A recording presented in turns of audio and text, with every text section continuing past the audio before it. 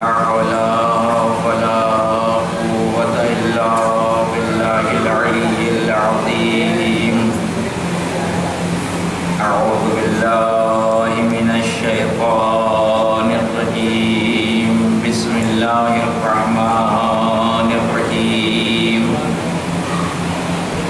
حسبنا الله ونعم الوكيل، نعم المولى ونعم النصير.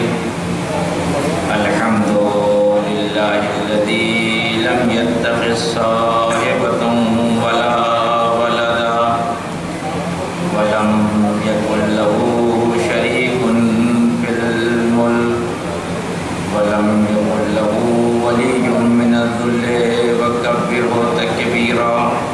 الصلاة والسلام على سيدنا ومولانا بالقاسم محمد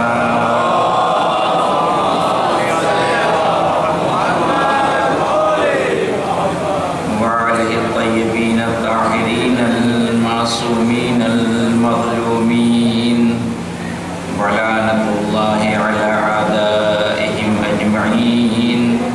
أما بعد، فقد قال الله الحكيم في كتابه الكريم وهو أصدق الصادقين. بسم الله الرحمن الرحيم. هل أتى على الإنسان حين من الدهر لم يكن شيئا مذكورا. إنا خلقنا الإنسان من نطفة أمشاج نبتليه فجعلناه سميعا بصيرا. إنا هديناه السبيل إما شاكرا وإما كفورا.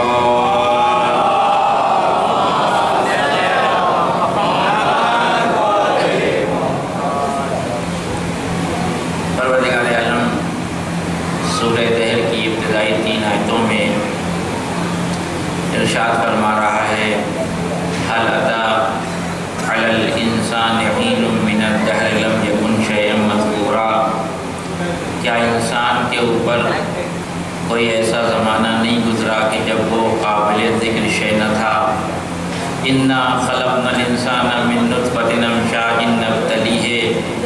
ہم نے انسان کو 2 ملے جلے نطفے سے پیدا کیا اور اسے مورد امتحان میں قرار دیا. اس کے بعد پروردگار انسان کی 2 قوتوں کا تذکرہ کر رہا ہے کہ ہم نے انسان کو دیکھنے اور سننے کی قوت عطا کی.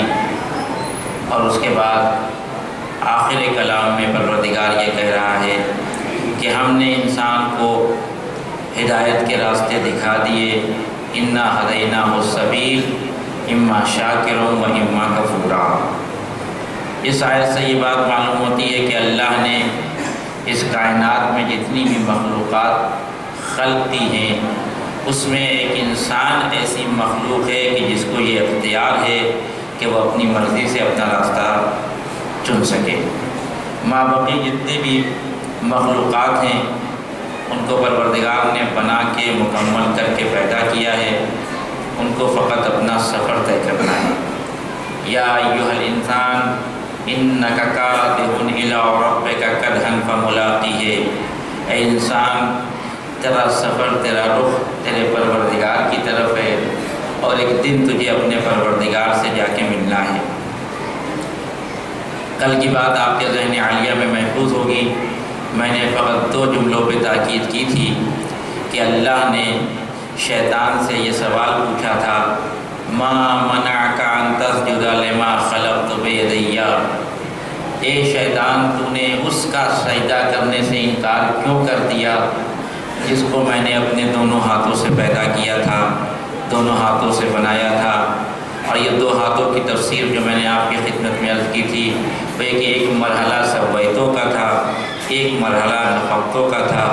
سویتوں کا تعلق ملک سے تھا، نفقتوں کا تعلق ملکوت سے تھا. وہ ساری باتیں آپ کے ذہن عالیہ میں ہیں.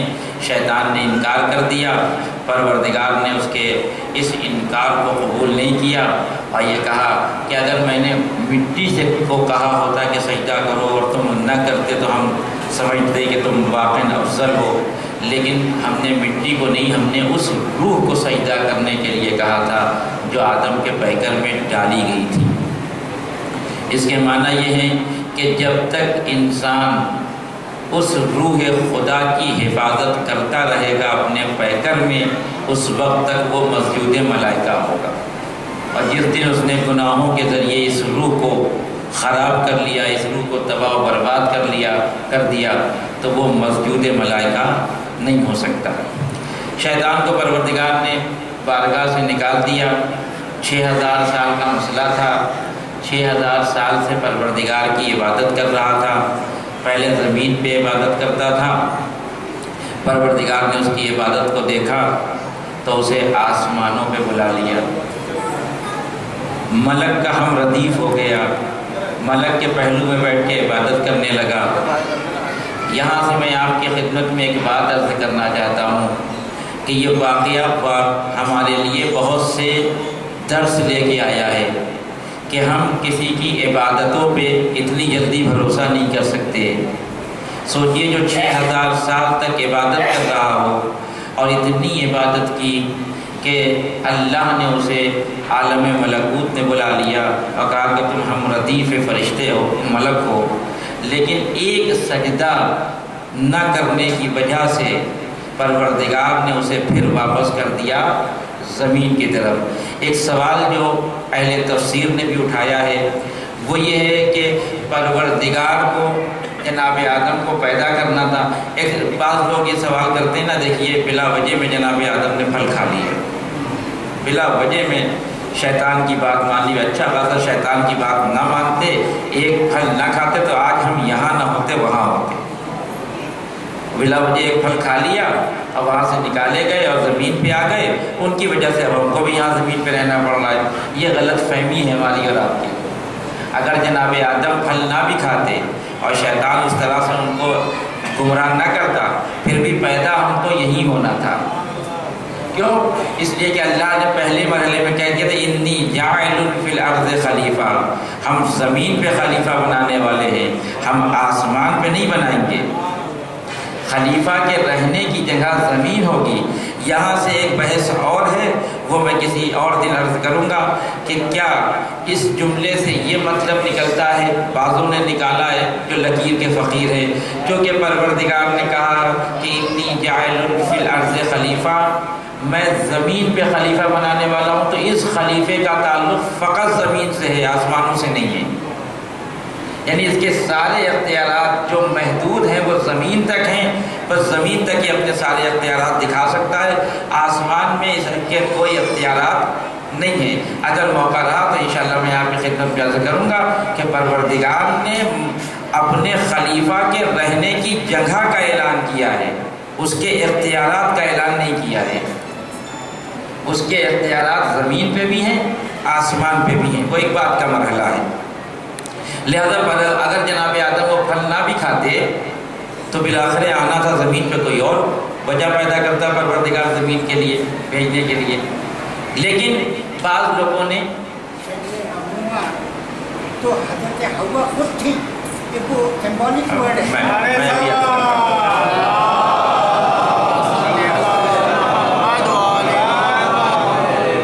میں اس طرف آ رہا ہوں، میرے ذہن میں آپ کی بات تھی پرسوں کی بات، میں اس طرف آیا۔ آپ حضرت گزارش ہے کہ آپ لوگ ابھی سے آگے آ جائیں کیونکہ شاید بارش ہو رہی، بعد میں آنے والوں کو پریشانی ہوگی۔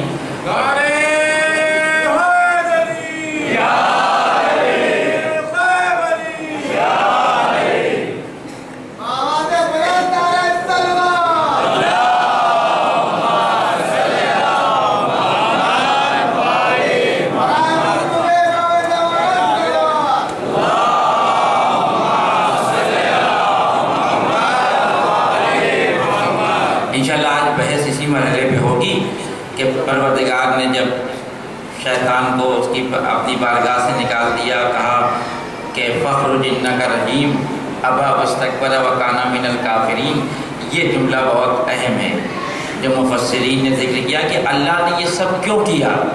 ایک پتلا بنایا، ملک سے کہا مٹی لے کے آئے، پھر وہ پتلا بنا، پھر اس کے اندر اپنی روح پھونکی گئی، پھر اللہ نے سارے فرشتوں سے مل جملہ شیطان سے کہا کہ اس کے سامنے جھک جاؤ، اس پتلے کے سامنے، اور سب جھک گئے اور شیطان نہیں جھکا، اس کے بعد نکال دیا گیا۔ کہتے ہیں کہ صرف اس لیے کیا تھا پروردگار نے یہ سارا کام۔ ایک وجہ میں نے پچھلے سال بیان کی تھی، وہ نہیں تکرار کروں گا۔ دوسری وجہ اس لیے پروردگار نے یہ سارا مسئلہ پیش کیا تھا تاکہ ملک اور شیطان میں فرق پیدا ہو جائے۔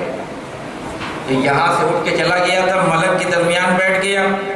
بھئی ہوتا ہے کہ اگر ایک فاسق و فاجر آدمی مومنین کے درمیان بیٹھ جائے تو جیسے سارے مومنین ہیں ویسے وہ بھی مومن لگے گا۔ یہ طریقہ کیا ہے کہ کیسے پہچانے کہ کون مومن ہے کون منافق ہے؟ طریقہ کیسے پتا چلے کہ ملک کون ہے، اس کے اندر شیطان کون ہے؟ تو اللہ نے وہاں ایک طریقہ بتایا آسمان پر کہ جب ملک اور شیطان مل جائیں اور دونوں کو الگ کرنا ہو تو آدم کا پتلا بنایا اور کہا کہ سجدہ کرو۔ جو آدم کی خدمت میں آ گیا وہ ملک بن گیا، اور جو آدم کے سجدے سے مکر گیا، مخالفت کرنے لگا، وہ شیطان ہو گیا۔ یعنی قانون یہ ہے جو خدمت انسان کے لیے ہو وہ ملک، جو دشمنی انسان کے لیے ہو وہ شیطان۔ اسی طرح اگر اس مومنین کے مجمع میں منافق آ کے بیٹھ جائے، کوئی ایسا آ کے بیٹھ جائے جو مومن نہ ہو، تو ظاہر ہے کہ ہماری نگاہوں میں اتنی بصیرت تو ہے نہیں کہ ہم فوراً اشارہ کر کے بتا دیں کہ یہ مومن ہے کہ مومن نہیں ہے۔ رسول نے کہا ہم تم کو بتاتے ہیں، جب کبھی ایسا مسئلہ پھنس جائے، کبھی تم پریشان ہو جاؤ کہ کیسے پہچانے کہ مومن کون ہے منافق کون ہے، تو وہاں شیطان اور ملک کو پہچاننے کے لیے آدم کا تذکرہ کیا گیا تھا۔ یہاں زمین پہ اگر مومن اور منافق کو پہچاننا ہے تو علی کا تذکرہ کر لو۔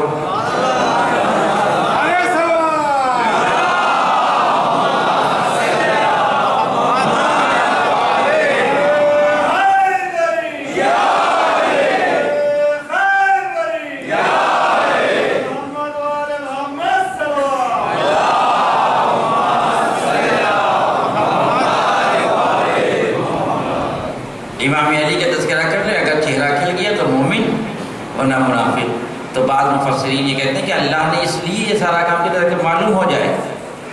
ایک وجہ یہ۔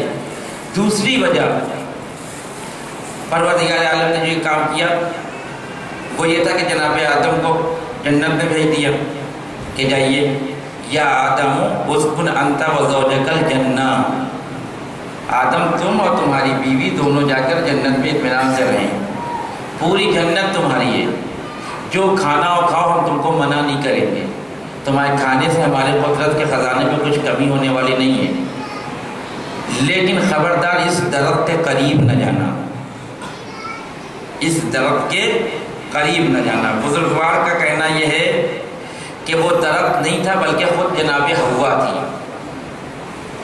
اگر واقعی اس قول کو مان لیا جائے تو بڑی مشکل ہم آپ کے لیے پیدا ہو جائے گی کہ جب آدم کو حوا کے پاس جانے سے جنت سے نکلنا پڑا تو ہمارا آپ کا کیا ہوگا؟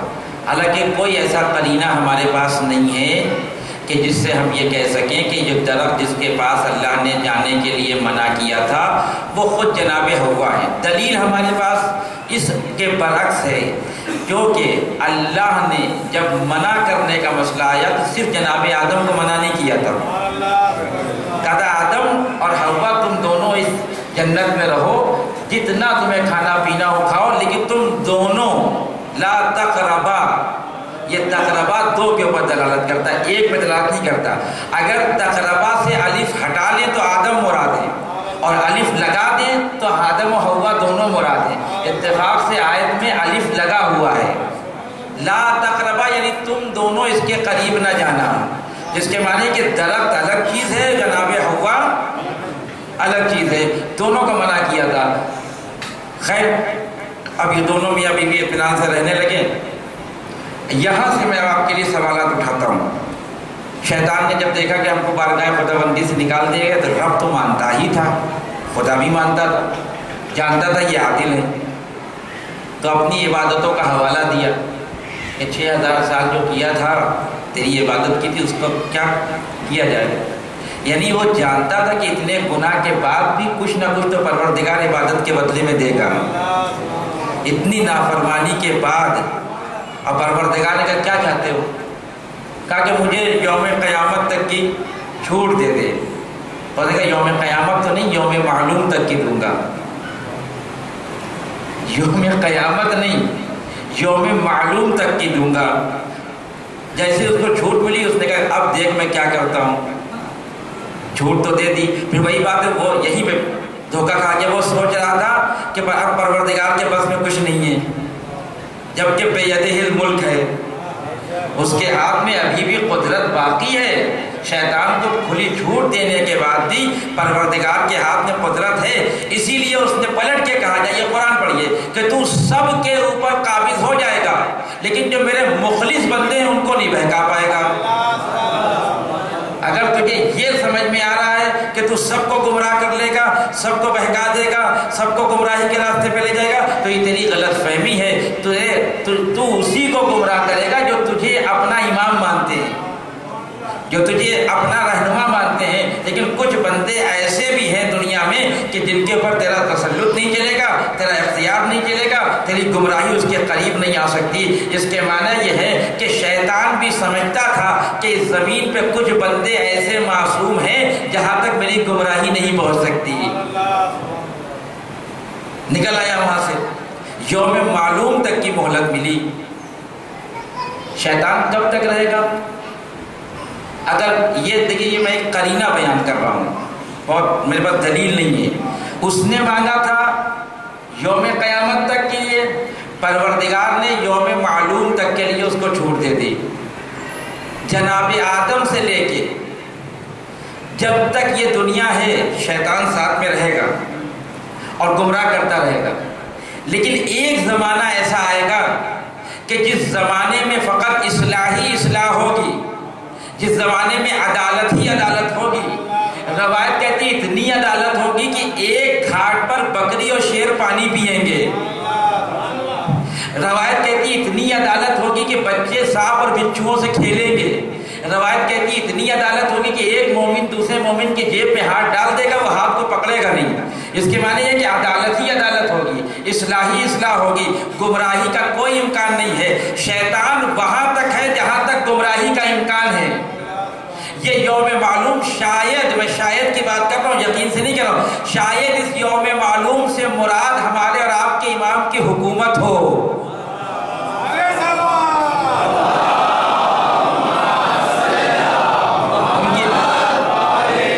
جو کہ روایات زیادہ ہیں اس سلسلے میں، اور میں بیان نہیں کرنا چاہتا، ورنہ آپ ان روایات میں جائیں گے تو آپ کو تعجب ہوگا، بھائی شیر اور بکری ایک ساتھ کیسے پانی پی سکتے ہیں؟ شیر کا تو کام ہی ہے بکری کو کھا جانا، لیکن یہ ایک الگ بحث ہے۔ خیر، تو شیطان نے کہا کہ ہم بہکائیں گے، جناب آدم جناب حوا آگے جنت میں، یہ بھی آ گیا جنت میں۔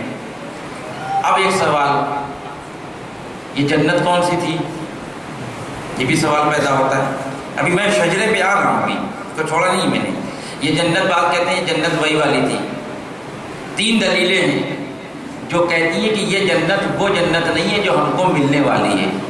پہلی دلیل، وہ جنت جس کا تذکرہ قرآن نے کیا ہے، جہاں نہریں جاری ہیں، جہاں درخت لگے ہوئے ہیں اور دودھ کی نہر بھی جاری ہے اور شہد کی نہر بھی جاری ہے اور غلمان خدمت کے لیے لگے ہیں، حوریں بیٹھی ہوئی ہیں انتظار کر رہی ہیں آئیے تشریف لائیے آپ کی خدمت کریں۔ یہ وہ جنت ہے جو حسن نیک اعمال کے انجام دینے کے بعد ملے گی، چاہے وہ نیک اعمال کم ہو چاہے زیادہ ہو، فرق نہیں کرتا۔ جتنی زندگی ملی ہے اس زندگی میں جتنے آپ نے نیک اعمال کیے اس کا صلہ ہے جنت، تبھی تو جناب آدم نے کوئی عملی انجام نہیں دیا، تو جنت۔ دوسری دلیل، یہ جو جنت ہے جس میں ہم کو جانا ہے، یہ جنت ایسی ہے کہ چلے گئے تو نکالے نہیں جائیں گے۔ یہاں مسئلہ ہم فیہا خالدون کا ہے، پروردگار جب جنت میں ڈال دے گا تو وہاں سے نکلنے کا امکان نہیں ہے۔ اسی لیے کہا گیا روایات ہیں کہ وہ لوگ کہ جو گناہ بھی کرتے ہیں اور نیک عمل بھی انجام دیتے ہیں ان کا کیا ہوگا؟ کہا ان کو پہلے جہنم میں ڈالا جائے گا، اتنی دیر کے لیے جتنے دیر کے لیے پروردگار کہے گا کہ اس نے جھوٹ بولا تھا، اس نے غیبت کی تھی، اس نے یہ کیا تھا، پھر جب نیک اعمال کی باری آئے گی تو اس کو وہاں سے اٹھا کے جنت میں لا کے رکھ دیا جائے گا۔ اب جنت میں آنے کے بعد یہ کہیں نہیں جائے گا۔ اور تیسری دلیل یہ ہے کہ جس جنت کی ہم اور آپ بات کرتے ہیں اور بڑا خوش ہوتے ہیں، یہ وہ جنت ہے جس میں شیطان نہیں جا سکتا، امکان نہیں ہے۔ لہذا یہ تینوں چیزیں ہیں۔ جناب آدم نے کوئی عمل انجام نہیں دیا، وہاں سے ہٹائے گئے اور شیطان وہاں موجود ہے۔ اس کے مطلب یہ ایک واقعہ بنایا ہے پروردگار عالم نے۔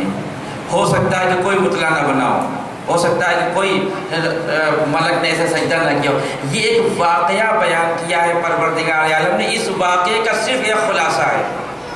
خلاصہ یہ ہے کہ اگر ہماری بات مانی تو جنت میں رہو گے، اور اگر شیطان کی بات مانی تو دنیا میں رہو گے، سختی میں رہو گے۔ اور اتنی سی بات سمجھانے کے لیے شاید پروردگار نے یہ پورا واقعہ قرآن میں بیان کیا تاکہ تمہارے سمجھ میں آ جائے۔ تم آدم کو دیکھ لو کہ آدم کے ساتھ کیا ہوا تھا، تاکہ تمہارے ساتھ یہ نہ ہونے پائے۔ اب شیطان آیا بڑا ناسے بن کے جناب آدم کے پاس گیا، بھئی آدم بڑے مزے سے رہ رہے ہو یہاں پہ، کہا اب اللہ نے ہم کو چھوٹ دی جو چاہے کھائیں، لیکن ایک دن تو مر جاؤ گی، مرنا تو ہے ایک دن، کہا وہ تو ہے مرنا، تو کہا ہم تم کو بتائیں ایک طریقہ کہ جس سے تم نہ مرو بلکہ ملک بن جاؤ، نہ مرو۔ کیا طریقہ ہے؟ کہ وہ جو پیڑ لگا ہوا ہے اس کا درخت کھا لو، اس کا پھل کھا لو۔ کہ نہیں ہم نہیں کھا سکتے۔ کیوں، کیا ہوا؟ کہا کہ اللہ نے منع کیا ہے، میاں بیوی دونوں کو منع کیا کہ اس کے قریب نہیں جانا۔ اب دیکھیں یہ شیطان کے حربے ہیں۔ کہا اچھا پروردگار نے منع کیا ہے، پروردگار نہیں چاہتا کہ تم اس کی طرح ہمیشہ زندہ رہو، تو منع کیا ہے نا تم کو وہاں جانے کے لیے؟ کہا ہم سے منع کیا ہے، کہا ہر جگہ جانا وہاں نہیں جانا، تو کوئی بات نہیں، ہم تو ہیں تمہارے ناصر، تمہارے مخلص، تمہارے ہمدرد، تم یہیں بیٹھے رہو، ہم وہاں سے توڑ کے لا رہے ہیں۔ اور گیا، اب وہاں سے توڑ کے لایا، اگر بسم اللہ، جناب آدم کہ قرآن نے کہا لم یجد عزما، کہ جناب آدم کے اندر وہ عزم نہیں پایا جا رہا تھا جس کی وجہ سے شیطان کو بھگا دیتے، اور وہ پھل کھا لیا۔ نتیجہ کیا ہوا کہ وہ ریاں ہو گئے، اور دونوں میاں بیوی سے کہا کہ اب آپ زمین پہ جائیے، وہ زمین پہ آ گئے اور شیطان کامیاب ہو گیا اپنی بات میں۔ اب مفسرین میں آپس میں جھگڑا شروع ہو گیا کہ وہ جو کھایا تھا وہ تھا کیا؟ وہ سیب تھا، وہ سنترا تھا، وہ جو تھا، وہ گندم تھا۔ کسی نے ساری زندگی گندم کھانا چھوڑ دیا جو کہ جناب آدم نے کھا لیا تھا، کسی نے جو کھانا چھوڑ دیا، کسی نے پھل کھانا چھوڑ دیا۔ امام رضا علیہ السلام سے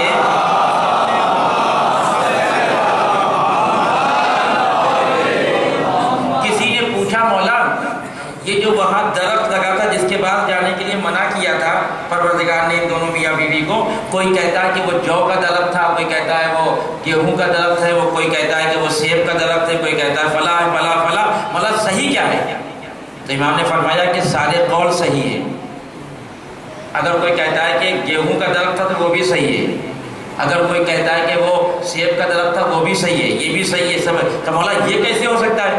کہ اس لیے ہو سکتا ہے کہ جو جنتی درخت ہوتے ہیں اس میں ایک وقت میں مختلف قسم کے پھل آتے ہیں۔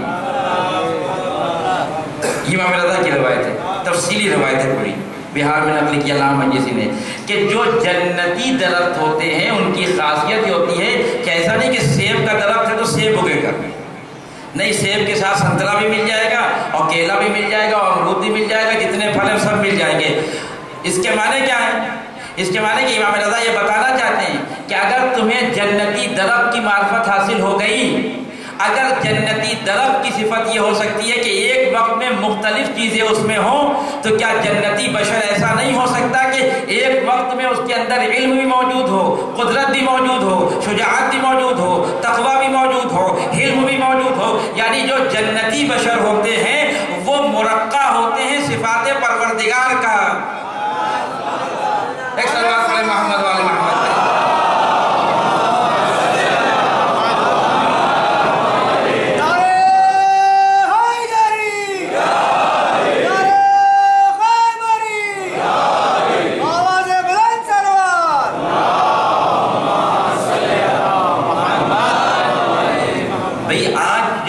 مفسرین اور جو اسکالر اور جو بڑے بڑے علماء ہیں وہ یہی تو پریشان ہیں اس بات کے لیے کہ ہمارے سمجھ میں یہ بات نہیں آتی. ہم نے دیکھا ہے بہادروں کو، ہم نے رستم کو دیکھا ہے، لیکن رستم کے پاس بہادری تھی، عطا نہیں تھی. عطا کے مسئلے میں آتا تھا کوئی مانگنے آ جائے تو بگڑ جائے کیونکہ بہادر ہے. ہم نے عالم کو دیکھا ہے، بڑے بڑے عالموں کو دیکھا ہے، لیکن ان کے ہاتھ میں آپ تلوار دے دیجیے کہ ہم سے تلوار سے مطلب نہیں ہے. ہم نے عابدوں کو دیکھا ہے، بہت بڑے بڑے عابدوں کو دیکھا ہے، لیکن دو لوگ آپس میں لڑ کے آ جائیں فیصلہ کروانے کے لیے وہ تو کہیں گے ہم سجدہ کر سکتے ہیں، فیصلہ نہیں کر سکتے. بڑے بڑے اسکالر پریشان ہیں کہ علی کون سی شخصیت کا نام ہے کہ وہ اگر مسند علم پہ آ جائے تو اس سے بہتر کوئی عالم نہ ملے، وہ محراب عبادت میں آ جائے تو اس سے بڑا کوئی عابد نہ ہو، وہ میدان جنگ میں چلا جائے تو اس سے بڑا کوئی شجاع نہ ہو، اس کو میدان تقویٰ میں دیکھے تو اس سے بڑا کوئی متقی نہ ہو، اس کو میدان حلم میں دیکھے تو اس سے بڑا کوئی حلیم نہ ہو. یہ آپ کو تعجب اس لیے ہو رہا ہے کہ آپ علی کو دنیا کے انسانوں پہ قیاس کر رہے ہیں. علی دنیاوی انسان کا نام نہیں ہے، علی جنتی انسان کا نام ہے.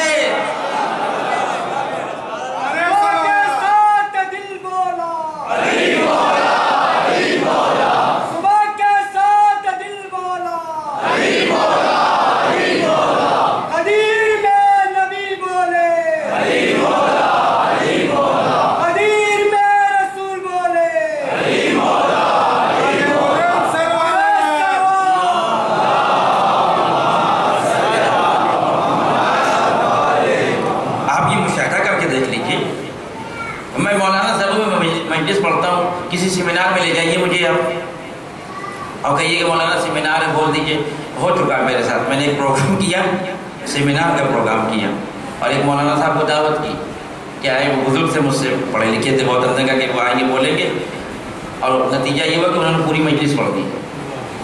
سیمینار میں ہاتھ پیر پھینک کے جیسے مجلس پڑھی جاتی ہے طریقہ ہے. کیوں؟ اس لیے کہ ایک وقت میں ایک آدمی اتنی صفات کا متحمل نہیں ہو سکتا، نہیں ہو سکتا. میں ایک گھر میں گیا، میں نے دیکھا کہ بہت سے لوگ ہوتے ہیں نا جن کا شوق ہوتا ہے تصویریں لگانے کا، اور دیکھا ایک جگہ پہ غالب کی تصویر لگی ہوئی ہے، ایک جگہ پہ رستم کی تصویر لگی ہوئی ہے، ایک جگہ پہ حاتم کی تصویر لگی ہوئی ہے، ایک جگہ پہ شیکسپیئر کی تصویر لگی ہوئی ہے. کہا اتنی تصویریں کیوں لگا رہے ہیں آپ، خیریت تو ہے؟ کہا میں مختلف فنون کو دوست رکھتا ہوں. ہم نے کہا ایک لگا لیجیے. کہا ایک کہاں سے لائیں؟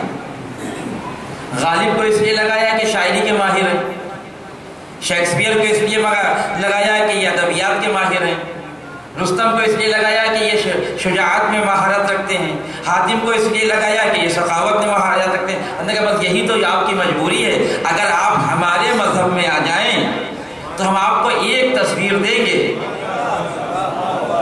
ایک تصویر آپ لگائیں گے، اور اس دنیا میں جتنی صفات حسنہ کا تصور آپ کے ذہن میں آتا ہے وہ سب اس تصویر میں آ کے فٹ ہو جائے گی. اس تصویر کا نام ہے علی ابن ابی طالب.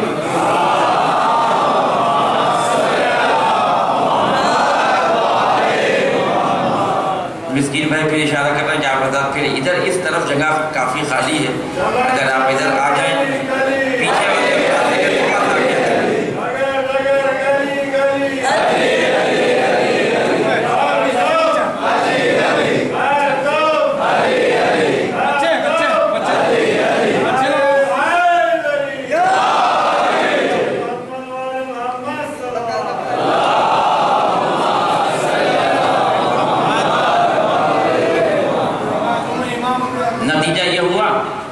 شیطان نے پھل لا کے دیا اور جناب آدم اور جناب حوا دونوں نے کھا لیا اور دونوں کو باہر جانا پڑا جنت سے اور اس زمین پہ آئے اور پھر بہت دنوں تک روتے رہے. تو یہ پورا واقعہ اس لیے ہے کہ ایک تو دوسری مخلوق جو انسان کو پہچان نہ سکی وہ شیطان ہے، وہ جنات جسے کہتے ہیں، نہیں پہچان پایا. نتیجہ یہ ہوا کہ سامنے آ گیا. سامنے آنے کا نتیجہ یہ ہوا کہ اتنی عبادتیں، اتنی ریاضتیں، اتنی زحمتیں یہ سب کے سب بیکار ہو گئی. اور اس دن سے اس نے فیصلہ کر لیا کہ ہم انسان کو ملکوتی نہیں بننے دیں گے، بس یہ ملکی رہے. اور انسان کی کوشش یہ ہے کہ ہم ملکوتی بن کے رہیں گے. قلب کی بات آپ کے ذہن عالیہ میں محفوظ ہے. بس ملک اور ملکوت یہ دو چیزیں ایسی ہیں کہ شاید جو پروردگار نے کہا ہے کہ سبحان الذی بیدہ الملک وہو علی کل شیء قدیر الذی خلق الموت والحیات لیبلوکم ایکم احسن عملا. یہ شاید احسن عملا اس لیے ہو کہ ہم بس یہ دیکھنا چاہتے ہیں کہ تم ملک کو ملکوت پہ مقدم کرتے ہو یا ملکوت کو ملک پہ مقدم کرتے ہو. تم ملکوت کو لے لیتے ہو یا ملک کو لے لیتے ہو. بہت زیادہ ٹائم نہیں لگتا ان چیزوں میں. میں نے کل عرض کیا ایک مثال اور پیش کرتا ہوں تاکہ آپ کے ذہن بالکل واضح ہو جائے آپ کے ذہن کے لیے یہ بات کہ ملک اور ملکوت کا فرق کیا ہے. اگر کوئی ملک کے لیے کام کرتا ہے تو وہ فنا ہو جاتا ہے، اور اگر کوئی ملکوت کے لیے کام کرتا ہے تو ہمیشہ باقی رہتا ہے. کوئی بھی کام. حد یہ ہے کہ جنگ کتنے لوگوں نے ملک کے لیے جنگ لڑی کہ نہیں لڑی، آج تک ان کی جنگوں کا تذکرہ نہیں ہوتا. حسین نے ملکوت کے لیے جنگ لڑی. حسین کی جنگ ملک کے لیے نہیں تھی، حسین کی جنگ ملکوت کے لیے تھی. جیسے دیکھیں آج امام حسین کی اس جنگ کا تذکرہ ہو رہا ہے کہ نہیں ہو رہا ہے. معلوم ہے کہ ملکوت کے اندر بقا ہے، ملکوت کے اندر جاویدانی ہے. اسی کی لالچ دی تھی آج جناب آدم کو شیطان نے کہ تم یہ پھل کھا لو گے تو تم ہمیشہ کے لیے باقی رہو گے، جبکہ وہ اس مطلب کو خدا کے اس کلام کی تفسیر غلط کر رہا تھا، اپنے طرح سے تفسیر کر رہا تھا. وہ اس کے معنی ہے کہ خدا کے کلام کی غلط تفسیر کرنے والا شیطان ہوتا ہے. میں عرض کروں ان چیزوں سے آپ واقف رہا کریے. جو لوگ اب کی حج پہ گئے ہیں وہ الحمدللہ آ گئے ہوں گے واپس. وہاں قرآن بڑھتا ہے حج پہ فری آف کاسٹ. جو اردو زبان ہے ان کو اردو زبان کا ترجمہ، جو انگلش زبان ہے ان کو انگلش زبان کا ترجمہ. میں اردو کی بات نہیں کر رہا، جو میں نے دیکھا ہے، حالانکہ مجھے بہت انگلش نہیں آتی ہے لیکن اتنی آتی ہے کہ اس چیز کو میں نے سمجھ لیا کہ سعودی عرب میں اس سال جو قرآن چھپا ہے اور اس کا جو ترجمہ سورہ حمد کا ترجمہ کیا گیا ہے، وَلَضَّالِّینَ کا جو ترجمہ کیا گیا ہے، وہاں پہ وَلَضَّالِّینَ کی جگہ پہ لکھا ایرانی. پروردگار ان لوگوں کے راستے پہ نہ چلا جس پہ تیری عذاب اور گمراہی ہے، تو وہاں پر لکھا ہے ایرانی. اسے کہتے ہیں خدا کے کلام کی غلط تفسیر کرنا، جو اس سے پہلے شیطان نے کر کے اپنی حالت دیکھ لی تھی.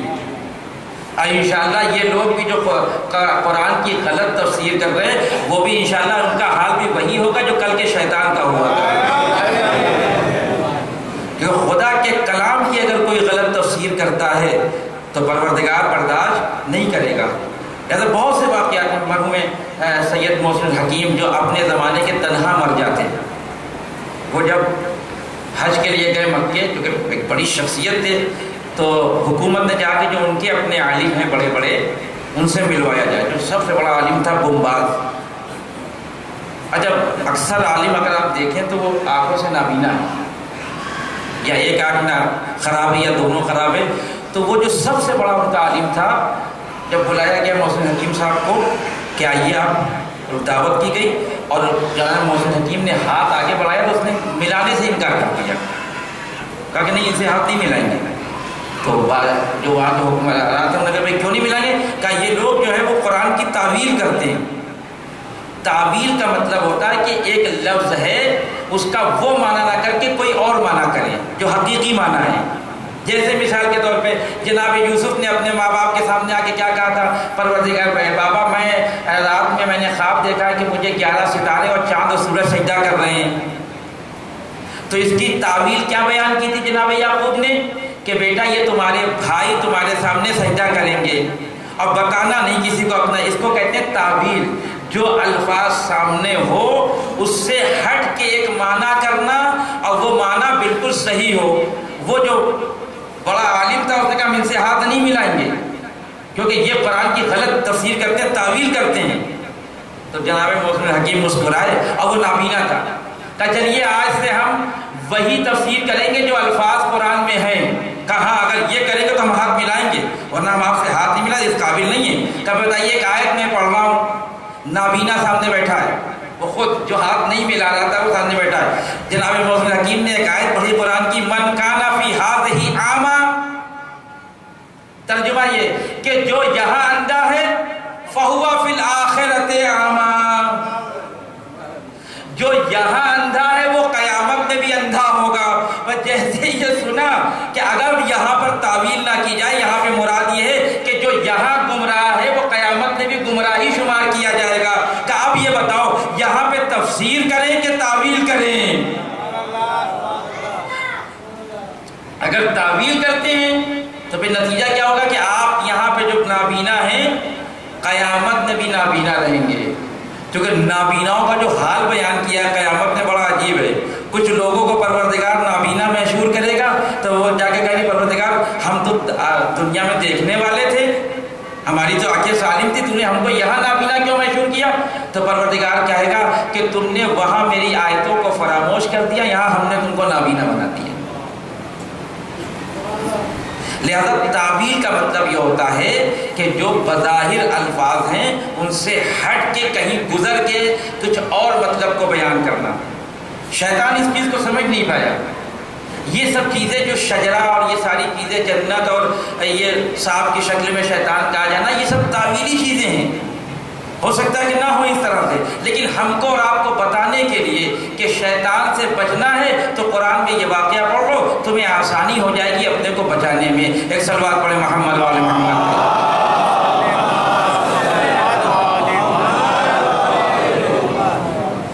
اب دونوں میاں بیوی آ گئے یہاں اور شیطان کو بھی پروردگار نے بھیجا کہ آپ بھی ساتھ ساتھ رہیے گا، ہاں، کیونکہ اب ان کی نسل آگے بڑھے گی۔ تو اب جو کل والی بات میں نے کہی تھی کہ انسان گمراہ جلدی ہو جاتا ہے، نوجوان جاتے ہیں کالجز جاتے ہیں، یونیورسٹیز جاتے ہیں، ان کے ساتھ یہ مسائل پیش آتے ہیں، نامحرم سامنے ہوتے ہیں، ان سے بچنا ہے تو کیا کریں، کیسے کام کریں کہ ہم اس گمراہی سے بچ سکے، اس خطرناک ماحول سے صحیح و سالم نکل آئیں۔ اس کا طریقہ بتایا۔ شیطان تو رہے گا، شیطان کہیں نہیں جائے گا، ہاں آپ بالکل، آپ چلے جائیں گے، ہم چلے جائیں گے، وہ یہی رہے گا، کیونکہ اسے دوسروں کو بھی دیکھنا ہے، وہ خود دیکھتا ہے، اپنے انداز سے دیکھتا ہے، ہاں وہ ہماری طرح نہیں ہے، بے وقوفی والا کام نہیں کرتا، وہ کبھی کبھی تو ڈانٹ دیتا ہے، وہ بھی تو ظاہر اپنے کو بچائے گا۔ کہتے ہیں کہ ایک شخص تھا بے وقوف قسم کا، وہ جس ڈال پہ بیٹھا تھا اسی کو کاٹ رہا تھا، وہ کہتا شیطان کا گزر ہوا، اس نے ڈانٹا شیطان اس کو، تمہیں تمیز نہیں، اترو یہاں سے، کیوں اترے؟ تمہیں تمیز نہیں، جس ڈال پہ بیٹھے اسی کو کاٹ رہے ہو، ابھی گر جاؤ گا کیونکہ شیطان نے بہکا دیا۔ تو اس کا کام تو یہاں چلتا رہے گا، وہ رکنے والا نہیں ہے، وہ مختلف طریقوں سے بہکائے گا۔ وہ اس کے پاس ایک طریقہ نہیں ہے، ایسا نہیں کہ جس طریقے سے مولانا صاحب کو گمراہ کرتا ہے اسی طریقے سے مومنین کو گمراہ کرے گا، مگر وہ بے وقوف ہے۔ مومنین کو گمراہ کرنے کا طریقہ الگ ہے۔ آپ کو کیسے گمراہ کرے گا؟ جیسے آپ گھر سے نکلے مجلس میں جانے کے لیے، کہ کہاں جا رہے ہو؟ کہا امام باڑے جا رہے ہیں ایرانیوں کے مجلس میں۔ ارے چھوڑو، وہاں کہاں جاؤ گے؟ وہ جو مولانا ہے وہ تو تبلیغی مجلس پڑھ رہے ہیں، روز تبلیغی مجلس سنو گے، تم پڑھتے تو ہو نماز، چھوڑو جانے دو، بیٹھ کے قرآن پڑھو یہاں۔ آپ کو ایسے بہکائے گا، ہم کو کیسے بہکائے گا؟ ہم کو بہکائے گا، کہے گا آ کے کان میں ذہن میں ڈالے گا، وہ جو صبح مولانا مجلس پڑھ رہے ہیں ان میں مجمع نہیں ہوتا، آپ پڑھ رہے ہیں، آپ میں بہت مجمع ہے، صبح والے مولانا کو کوئی پسند نہیں کر رہا ہے، آپ کو سب چاہتے ہیں۔ اب مولانا بہک گئے۔ دیکھیے کتنی معمولی سی چیز ہے نا، بہت معمولی سی چیز ہے، لیکن اس کو پتا ہے کہ مولانا صاحب کیسے گمراہ ہوں گے۔ مولانا صاحب کو کبھی وہ شراب کی دکان پہ لے جا ہی نہیں سکتا، ان کو اس چیز سے بہکائے گا جس چیز کا مولانا کو شوق ہے۔ مولانا صاحب کو شوق کیا ہے کہ جب مولانا صاحب ممبر میں آئے تو مجمع چھلک رہا ہو، جب مولانا صاحب ممبر میں آئے تو نعرے لگ رہے ہوں، جب مولانا صاحب ممبر میں آئے تو دونوں ہاتھ اٹھے ہوں، تو کہے گا بھائی دیکھیے آپ کی مجلس میں ہاتھ زیادہ اٹھتے ہیں، فلاں میں تو اٹھتے ہی نہیں ہیں۔ اگر مولانا صاحب سمجھدار نہیں ہیں تو شیطان کے دام میں آ گئے۔ یہی ہے حقیقت کی، یہ پیسے والوں سے کیا کہے گا؟ ارے اتنا تم پیسہ کرتے، کتنی بار تم نے امام باڑے میں پیسہ دیا، کبھی آپ کا نام پوسٹر میں چھپا؟ فلاں کا نام تو آ جاتا ہے پوسٹر میں، آپ کا کہ بھائی آپ بھی تو پیسہ دیتے جائیے ان سے کہ یہ میرا نام چھپے، جس دن نام چھپ گیا گیا کس وقت؟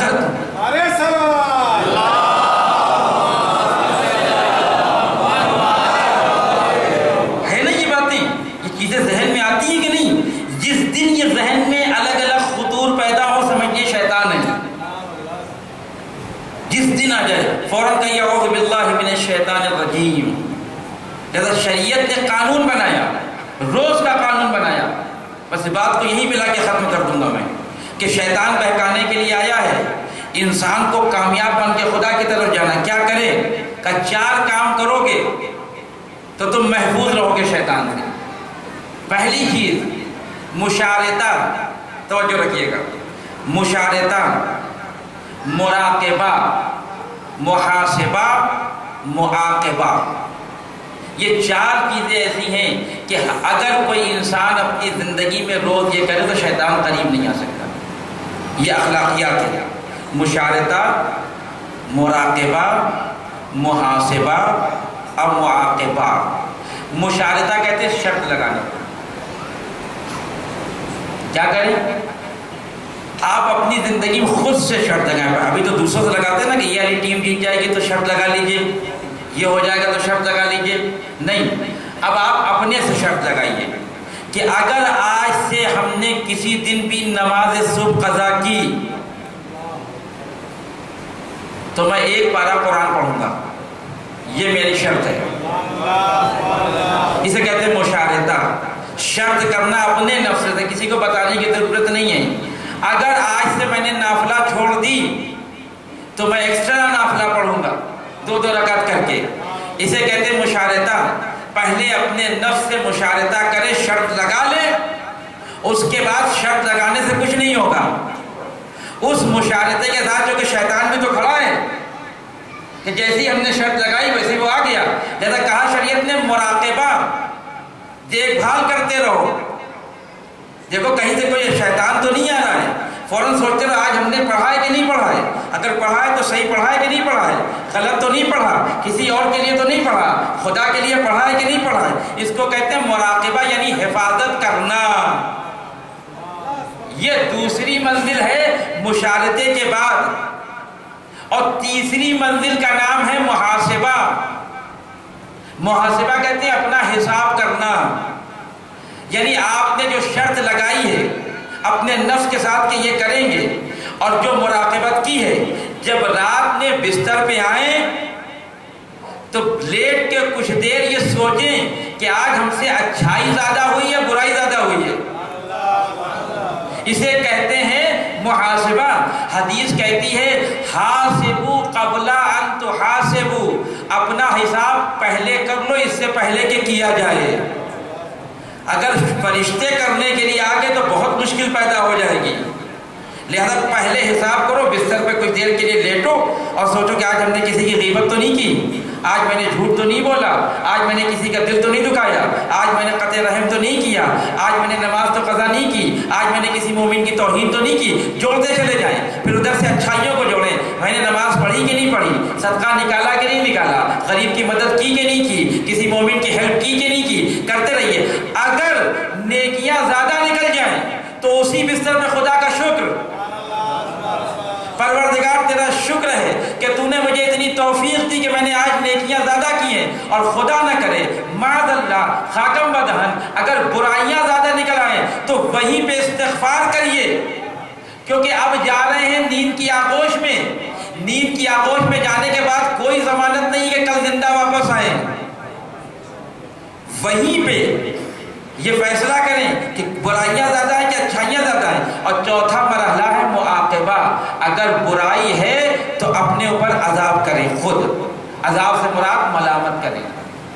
اگر یہ 4 کام کوئی جوان کرتا، میں جوانوں کی بات کروں کہ وہ معرض خطر میں زیادہ ہیں، شیطان ان کو زیادہ بہکاتا ہے. تو اپنے نفس سے بھئی آپ تجارت کر رہے ہیں، دکان کھولی آپ نے،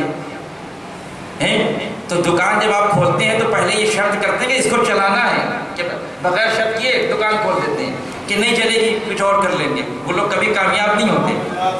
اور جب شرط کر لیتے ہیں کہ اس مہینے اتنا کرنا ہے تو مراقبہ کیسے کرتے ہیں؟ جب رات میں دکان بند کر کے آتے ہیں بغیر تالے کے، دکان میں تالا بند کرتے ہیں، 2-4 تالا بند کرتے ہیں اور پھر حساب کرتے ہیں.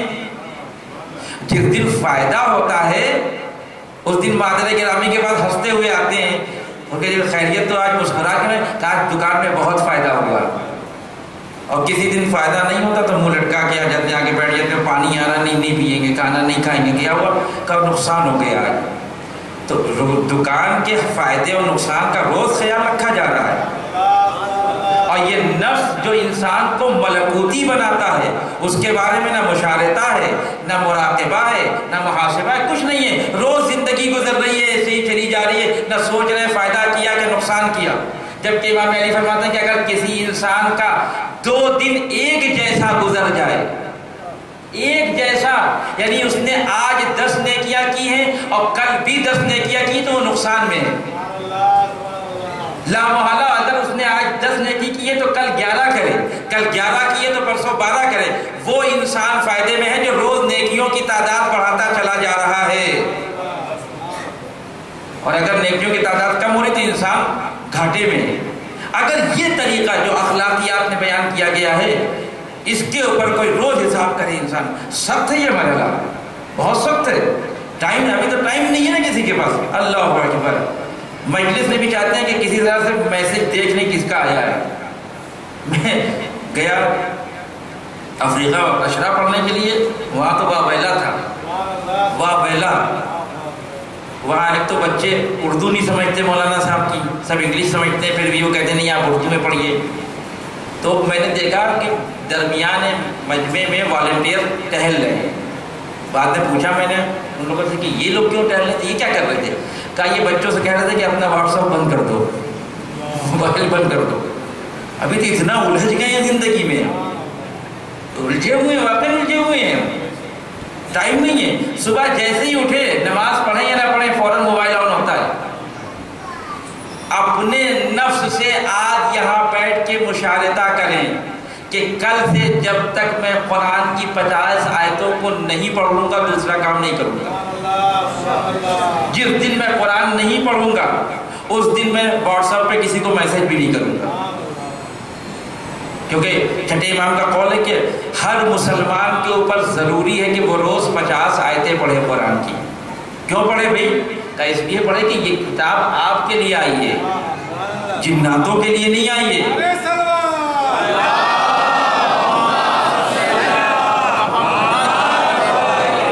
اور بہترین طریقہ عبادت کا بہترین وقت نماز صبح۔ آپ نماز صبح میں اٹھیں، تعقیبات پڑھیں، قرآن پڑھیں، دعائیں پڑھیں، لیکن پھر آپ کو دن میں وقت ملے گا نہیں۔ ہاں میں بتا رہا ہوں، یہ تجربہ ہے، میں اپنی بات بتا رہا ہوں کہ جس دن صبح کو اگر قرآن نہ پڑھ سکے تو دن بھر بھی توفیق حاصل نہیں ہوتی ہے۔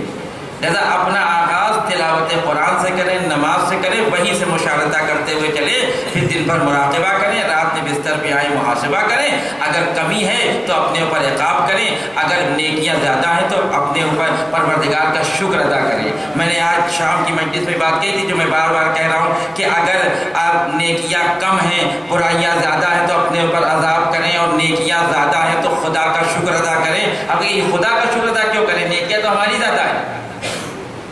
یہ معصومین سے جا کے سیکھیے، یہ معصومین آپ کو بتائیں گے۔ میں اس بات کو تکرار کر رہا ہوں کہ چوتھے امام نے دعائے ابو حمزہ صومالی کے آخری حصے میں پروردگار سے کہا، عجیب جملے ہیں امام کے، فرماتے ہیں اے میرے پروردگار، جنت طلب کر رہے ہیں امام، حالانکہ امام کو ضرورت نہیں ہے لیکن ہم کو بتا رہے ہیں، اے میرے پروردگار، بس آخری بات، اے میرے پروردگار، اگر تو نے مجھے میرے اعمال کی وجہ سے جہنم میں ڈال دیا، میرے اعمال کی وجہ سے، اللہ اکبر، مگر امام کا عمل ایسا ہو سکتا ہے کہ جہنم میں لے جائے؟ نہیں ہو سکتا نا، پھر امام کیوں کہہ رہے ہیں؟ کہ اس لیے کہہ رہا ہوں کہ تمہارے سامنے میں امام ہوں لیکن خدا کے سامنے بندہ ہوں۔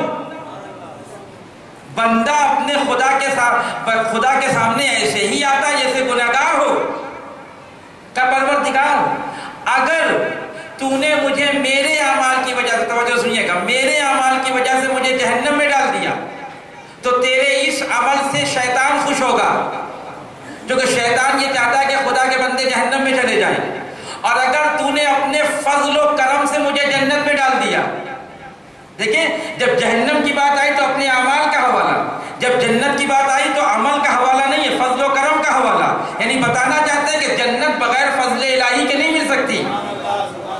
اور اگر تو نے اپنے فضل و کرم سے مجھے جنت میں ڈال دیا تو تیرے اس عمل سے تیرا رسول خوش ہوگا. اور عجیب جملہ کہا امام نے، فرماتے ہیں اور مجھے معلوم ہے کہ تجھے اپنے رسول کی خوشی عزیز ہے، شیطان کی خوشی عزیز نہیں ہے.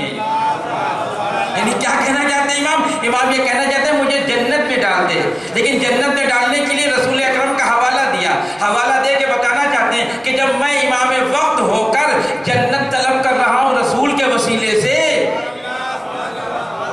تو امتیوں کو کیا حق ہے کہ بغیر رسول کے وسیلے کے کہے کہ جنت ہم کو مل جائے. ایک صلوات پڑھیں محمد والے محمد.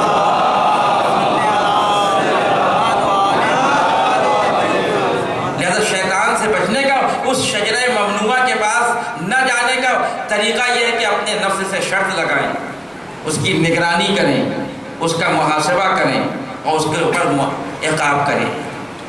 اگر کر لیا، خدا کی قسم کر لیا، اگر کسی نے یہ کام کر لیا تو وہ کامیاب جائے گا اس دنیا سے، ولو آپ دیکھ رہے ہیں کہ وہ گنہگار ہے. میں مثال پیش کر دوں اور بات ختم کر دوں. حور کے بارے میں کیا خیال ہے آپ کا؟ حور کے بارے میں کیا خیال ہے؟ کون تھا؟ ابن زیاد نے بھیجا تھا 1000 کے لشکر کے ساتھ کہ جاؤ جہاں جہاں حسین جا رہے ہیں ان کا تعاقب کرو، حسین کو تنہا نہ چھوڑنا. تو جو امام وقت کا تعاقب کرنے کے لیے آئے گا وہ گنہگار نہیں ہوگا تو اور کیا ہوگا؟ گنہگار ہوگا. لیکن حور نے محاسبہ کر لیا، بس محاسبے نے حور کی زندگی کو بدل دیا. جب امام حسین کوفے کی طرف بڑھ رہے تھے تو ایک راستے میں قیام کیا. ابھی قیام کیے ہوئے کچھ دیر نہیں گزری تھی کہ کسی نے تکبیر بلند کی. پوچھا کیا ہوا؟ کہا کہ ہم کو کھجور کے درخت نظر آ رہے ہیں. اس میں کچھ لوگ ایسے بھی تھے امام حسین کے لشکر میں جو اس راستے سے بہت واقفیت رکھتے تھے. انہوں نے کہا کہ مولا اس راستے میں کوئی آبادی تو ہے نہیں، یہ کھجور کے درخت نہیں ہو سکتے. کہ غور سے دیکھو. اب جو غور سے دیکھا تو نیزے نظر آنے لگے کھجور کے درخت کی شکل میں. کہا مولا یہ تو کسی کا لشکر آ رہا ہے. امام نے کہا اپنی اپنی پوزیشن لے لو، اپنی اپنی جگہ کو سنبھال لو، ہو سکتا ہے کوئی ہمارے اوپر حملہ کرنے کے لیے آ رہا. اور لشکر قریب آتا رہا، لشکر قریب آتا رہا. جب بہت قریب آیا تو کیا دیکھا کہ اس لشکر کے فوجی پیاس کی وجہ سے مرنے والے، زبانیں باہر نکلی ہوئی ہیں. لشکر قریب آیا، امام حسین سے بات ہوئی، معلوم ہوا کہ حور کا لشکر ہے جو حسین کا تعاقب کرنے کے لیے آیا. امام حسین نے کہا کہ تم ہمارا تعاقب کرنے کے لیے کہا؟ ہم کو ابن زیاد نے بھیجا ہے. جب سے اس کو معلوم ہوا کہ آپ کوفے کی طرف جا رہے ہیں، امام نے کہا کہ پیاسے محسوس ہوتے ہو. کہا مولا بہت پیاسے. حکم یہ دیا کہ ان کو پانی پلایا جائے، پورے لشکر کو پانی پلایا جائے. راوی کہتا ہے کہ اس لشکر کے آخر میں ایک شخص تھا جو اتنا بدحواس تھا پیاس سے کہ کئی بار اس کو مشق دی گئی پانی کی کہ پانی پی لے، لیکن اتنا بدحواس تھا کہ پانی پی نہیں پایا. امام حسین اپنی نگاہوں سے دیکھ رہے تھے اس کو. نبی کا نواسا ہے، بالآخر رحمت للعالمین کا نواسا ہے.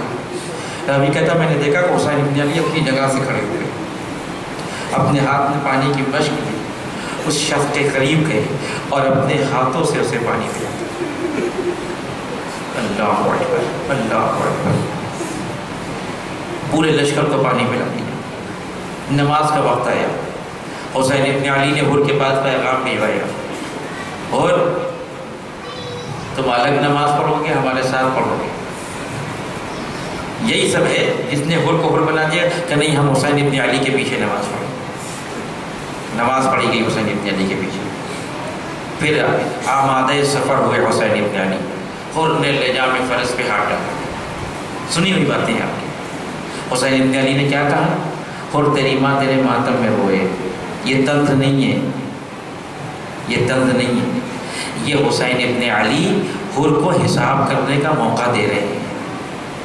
حور نے پلٹ کے کہا مولا اگر آپ کی ماں فاطمہ زہرا نہ ہوتی تو میں بھی آپ کے لیے یہی جملے کہتا جو آپ نے میرے لیے کہے.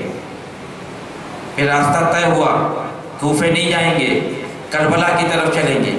حور یہ سمجھ رہا تھا کہ ہم حسین کو کربلا لے کے جا رہے ہیں، لیکن حسین حر کو کربلا تک لے کے آ رہے ہیں، تاکہ دنیا دیکھے کہ اگر ایک گنہگار انسان اپنا محاسبہ کرنے پہ آ جائے تو وہ کتنا گنہگار کیوں نہ ہو، جب محاسبہ کر کے حسین کی بارگاہ میں آئے گا تو حر علیہ السلام بن جائے گا۔ ایک رات کی مہلت حسین ابن علی نے مانگی، بس وہی رات تھی حر کے محاسبے کے لیے۔ حر نے محاسبہ بھی کر لیا، مشارطہ بھی کر لیا، معاقبہ بھی کر لیا، مراقبہ بھی کر لیا۔ مراقبہ ایسا کیا کہ اب ابن زیاد کے پاس جا نہیں رہا ہے، نظریں چرا رہا ہے کہ جائیں گے نہیں، لشکر میں ہے لیکن جا نہیں رہا ہے۔ اور جب شب عاشور آئی ہے تو حر اپنے نفس کا محاسبہ کر رہا ہے۔ اللہ اکبر، خدا ہم سب کو اس محاسبے کی توفیق عطا کرے جو شب عاشور اللہ نے حر کو عطا کی تھی۔ خدا کی قسم اگر یہ نوبت اور یہ فرصت اللہ ہم کو دے دے، لہذا استاد پناہیان کہتے ہیں کہ جب کربلا زیارت کرنے کے لیے جاؤ تو حسین ابن علی کی زیارت کے بعد حر کے روضے پہ ضرور جانا، اور حر کے روضے پہ کھڑے ہو کے دعا کرنا کہ پروردگار جیسے تو نے حر کے وجود کے اندر ایسا جوہر پیدا کیا کہ جس کی وجہ سے حر ادھر سے نکل کے حسین ابن علی کی طرف آ گیا، میرے مالک حر کے صدقے میں ہمارے اندر بھی وہ جوہر پیدا کر کے ہم حسینی ہو جائیں۔ ورنہ کربلا میں اور بھی لوگ تھے، کوئی نہیں آیا ادھر، لیکن حر کیوں آیا؟ اس لیے کہ شب عاشور خیمے کا تلایا پھر رہا تھا۔ بیٹا آیا، آگے اس نے دیکھا کہ بابا جنگ سے ڈر رہے ہیں؟ کہا تجھے تو معلوم ہے تیرا باپ کتنا بہادر ہے۔ کہا وہ تو مجھے معلوم ہے، اس لیے تو میں پوچھ رہا ہوں، کبھی آپ اس طرح مجھے پریشان نظر نہیں آئے۔ کوئی حر یہ کہہ رہا تھا کہ آؤ میں تمہیں بتاؤں کہ میں اپنا محاسبہ کر رہا ہوں۔ کہا میرے بیٹے اگر تمہیں یہ دیکھنا کہ میری حالت یہ کیوں ہوئی ہے تو ذرا خیام حسینی کی طرف کان لگا کے سنو کہ کون سی آوازیں آ رہی ہیں۔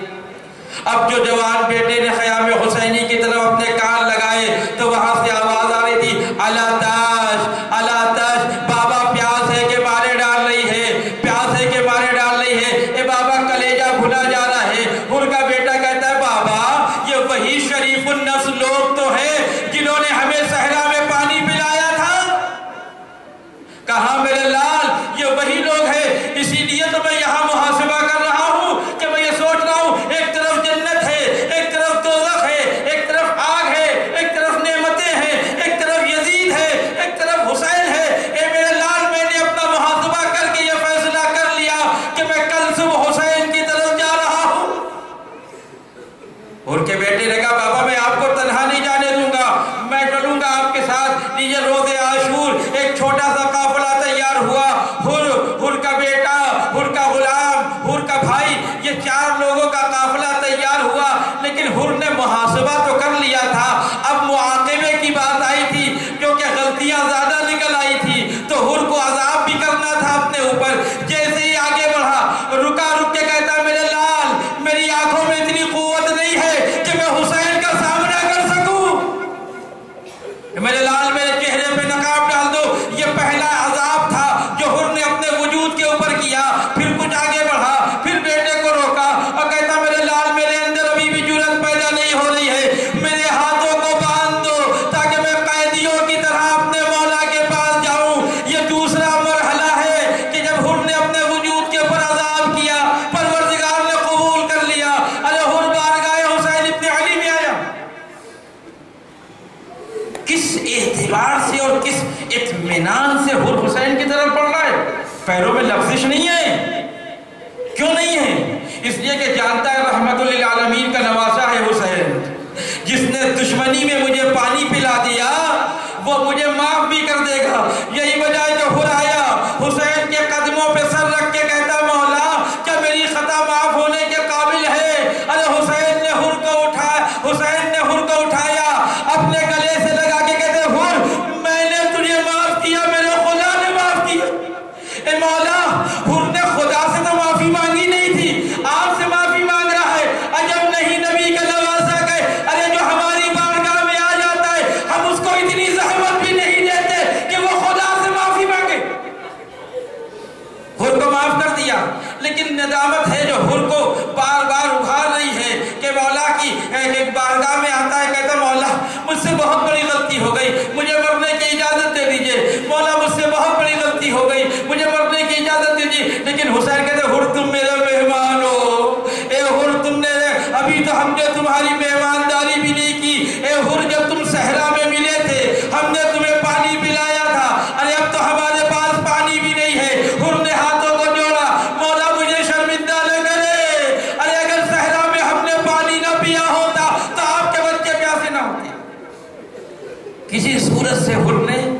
کبھی پیروں پہ قدموں پہ سر رکھ دیا، کبھی تماچے مارنے لگا، کبھی ہاتھ جوڑنے لگا، مولا مجھے اجازت دے دیجئے، حسین نے حر کو اجازت دیجئے، لیجئے حسین ابن علی کا یہ صحابی ایک دفعہ میدان کربلا میں آیا۔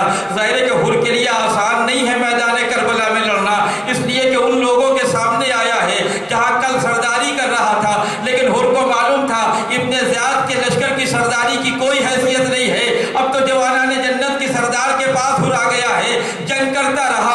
وہ جنگ کی جو یادگار زمانہ ہے، عزیزوں مجلس ختم ہو گئی، آپ پرسہ دے لیجئے، بس عزیزوں جب حر گھوڑے سے گرا، آواز دی مولا میری مدد کے لیے آئیے، حسین آگے بڑھے، ارے حر تک پہنچے، کیا دیکھا حر زمین کربلا پہ علیہ رگڑ رہا ہے، حسین بیٹھ گئے، حر کے سر کو اپنے زانو پہ رکھا، ارے حر نے سر کو ہٹا لیا، کہے حر سر کیوں ہٹایا، کہ مولا شرم محسوس ہوتی ہے، کہیں غلاموں کا سر آقا کے زانووں پہ ہوتا ہے، اے مولا مجھے معاف کریے۔ ارے حسین نے دیکھا حر کی پیشانی پہ زخم ہے، خون جاری ہے، بس حر نے جو محاسبہ کیا تھا اس کی جزا مل رہی ہے، قبا کے دامن ہے، قبا کی جیب سے ایک رومال نکالا، یہ معمولی رومال نہیں ہے، یہ اس شہزادی کے ہاتھ کا بنا ہوا رومال ہے جو کائنات کی سب سے افضل ترین خاتون ہے، یعنی فاطمہ زہرا۔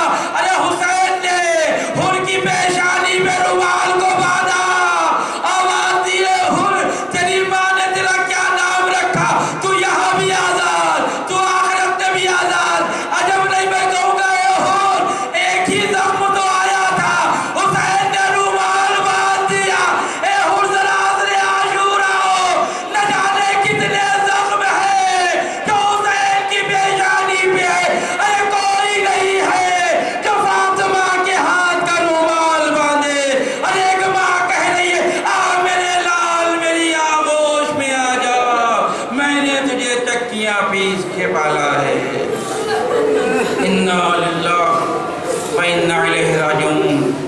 پروردگار تجھے واسطہ ہے محمد و آل محمد کا ہماری اس مقدسہ سی ادا کو قبول فرما، جو لوگ مقصود ان کے قرضوں کو دور فرما، جو لوگ حج ذات کے مشتاق ان کو حج ذات سے مشرف فرما۔ پروردگار تجھے واسطہ ہے محمد و آل محمد کا ہماری عزاداری کو قبول فرما۔ پروردگار تجھے واسطہ ہے محمد و آل محمد کا ہماری زندگی کا یہ آخری محرم قرار نہ دینا۔ پروردگار جہاں کہیں بھی شیان حضر کرار ہیں ان کی جان و مال و عزت و آبرو کی حفاظت فرما۔ پروردگار تجھے واسطہ ہے محمد و آل محمد کا انقلاب اسلامی کی حفاظت فرما۔ جو ممالک انقلاب اسلامی کے دشمن ہیں ان کو نیست و نابود کر دے۔ پروردگار تجھے واسطہ ہے محمد و آل محمد کا علماء کرام مراجع کرام کا سایہ ہمارے سر پہ باقی رکھے۔ امام زمانہ کا ظہور میں تعجیل فرما، ہم کو ان کے اعوان و انصار میں شامل فرما۔ ربنا وتقبل دعا انک انت السمیع العلیم وتب علینا وانک انت التواب الرحیم۔ ماتم حسین۔